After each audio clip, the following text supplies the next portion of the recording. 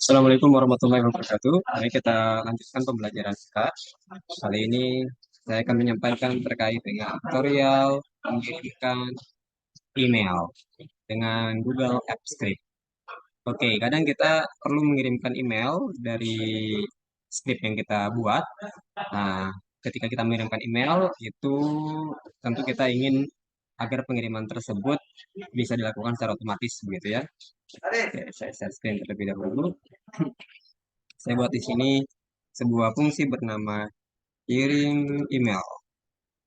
Kemudian untuk mengirimkan email sebenarnya teman-teman bisa belajar lebih lanjut di sini ya. Ini di bagian reference di Google Apps Script. Di situ ada em, cara-cara mengirimkan email. Kalau kita lihat bagian overview di sini Gmail service itu dipanggil dengan Gmail app seperti ini. Kemudian untuk mengirimkan email, di sini ada bagian metode yang bisa kita gunakan. Mengirimkan email itu kita lakukan dengan gimana? Nah ini dia, send email, recipient, subject, dan body. Jadi dia perlu tiga parameter. Bahkan dia bisa menambahkan parameter yang keempat ya, recipient, subject, body, dan options. Oke, kita coba panggil kirim email ini dengan Gmail app.send email. Nah, di sini ada tiga parameter yang perlu dimasukkan. Ada penerimanya siapa, subjeknya apa, dan isinya seperti apa. Saya coba ke email saya, email.com, kemudian subjeknya misalnya, halo, ini adalah percobaan. Kemudian badinya, sorry, ini isinya ya, berarti badinya misalnya percobaan, seperti ini. Nah, ketika kita simpan dan kita jalankan kirim underscore email ini, fungsi ini, jalankan. Oke, pengeringatan sudah selesai. Biasanya muncul otorisasi kalau baru pertama kali digunakan ya. Nah, kita bisa lihat pengiriman emailnya tersebut di email saya yang satu lagi. Nah, ini dia ya. Ada email masuk dari email saya yang satu. Ini dari ini ya, romi@muhammad.org. Subjeknya adalah percobaan dan isinya adalah halo, ini adalah percobaan. Kita bisa menambahkan karakter yang lain ya, misalnya garis baru seperti ini, garis baru dengan garis miring terbalik N. Apa kabar? Gitu. Kita ganti ini misalnya percobaan 2. Ketika kita simpan dan kita jalankan, maka dia secara otomatis juga akan mengirimkan pesan. Nah, ini dia. Percobaan 2. Halo, ini adalah percobaan. Apa kabar? Oke, ini cara mudah mengirimkan email ya. Langsung resipiennya siapa, subjeknya apa, dan isinya apa. Nah, terkadang kita mengirimkan email panjang ya, banyak sekali pengiriman email yang kita lakukan. Nggak cukup nih dengan yang ini doang gitu, kira-kira gitu ya. Kadang ada hal yang harus kita lampirkan, ada teks yang harusnya kita bold dan lain sebagainya. Nah, bagaimana cara mengirimkan email dengan seperti itu? Kita menggunakan bagian email yang pengiriman email yang lainnya yaitu send email, recipient, subject, body, dan options. Jadi kita tambahkan tambahkan opsi-opsi dalam pengiriman email kita. Nah, seperti ini misalnya untuk yang bagian opsi ya. Ini kan tadi send email itu menyaratkan di sini adalah recipient, kemudian di sini adalah subjek, dan yang ini adalah ya yang ini adalah isi email atau body. Kemudian options itu dibuka dengan tanda kurung karena dia bisa lebih dari satu. Bisa option itu bisa attachment ya, lampiran yang mau kita, file yang mau kita lampirkan.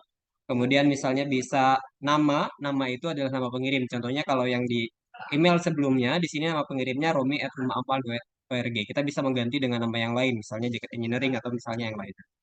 Kemudian parameter-parameter secara lebih lengkap terkait dengan opsi itu ada di sini ya. Advanced Advanced Parameters. Jadi ada attachment, bentuknya harus blob, kemudian BCC kalau kita mau mengirimkan email ke orang lain tanpa diketahui oleh orang yang utama. Kemudian carbon copy, kemudian from juga bisa kita edit ya, aliasnya HTML body. Ini kalau sepertinya kita mau mengirimkan email bukan lagi dalam bentuk teks seperti ini, tapi tadi ya bisa di bold, mana ukurannya lebih besar, mana yang warnanya merah dan sebagainya. Jadi lebih customized begitu. Nah, kita harus mengirimkan email tersebut dengan HTML body. Inline image ini kalau sepertinya ketika kita buka email langsung di situ ada gambar, bukan lagi sebagai lampiran.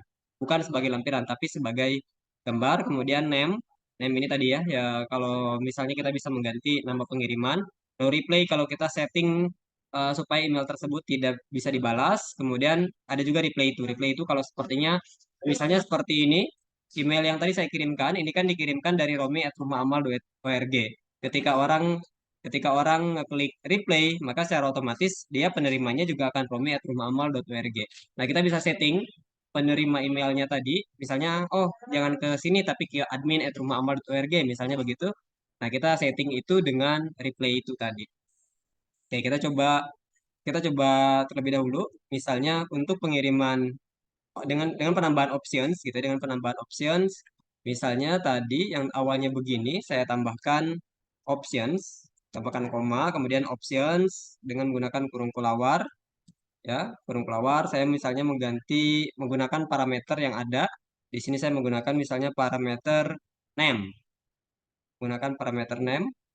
Ketika saya masukkan name-nya, saya mau ganti jadi Jakarta Engineering.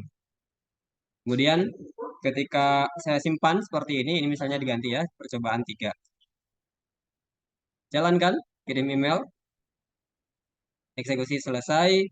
Nah, ketika kita buka email, nah di sini bukan lagi Romi ya, bukan lagi Romi, tapi Jakat Engineering. Pengirimnya adalah Jakat Engineering. Jadi namanya di edit meskipun alamat emailnya itu sama romi@rumahamal.org begitu, tapi namanya diganti.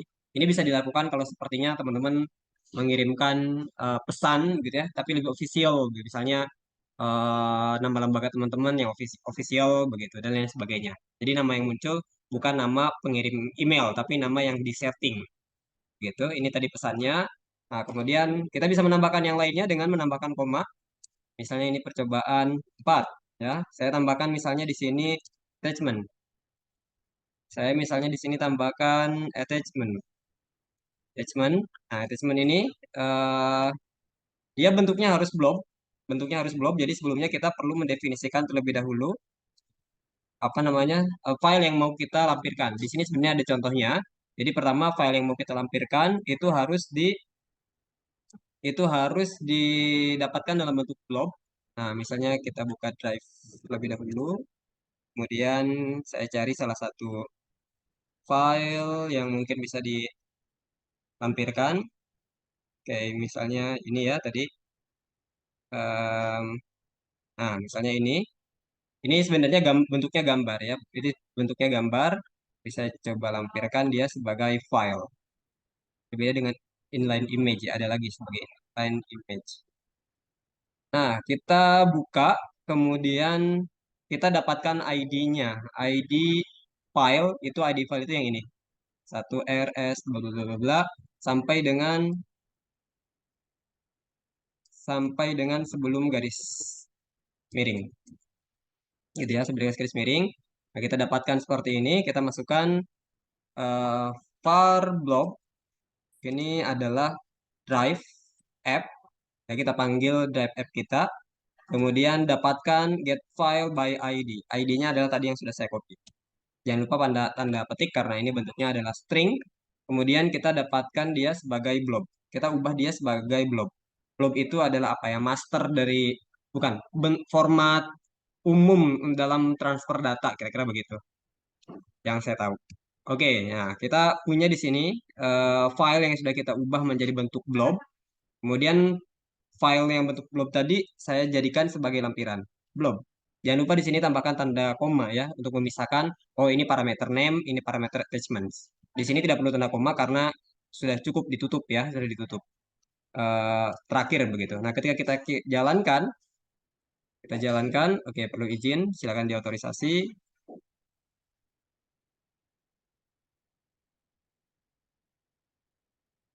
Oke, klik izinkan.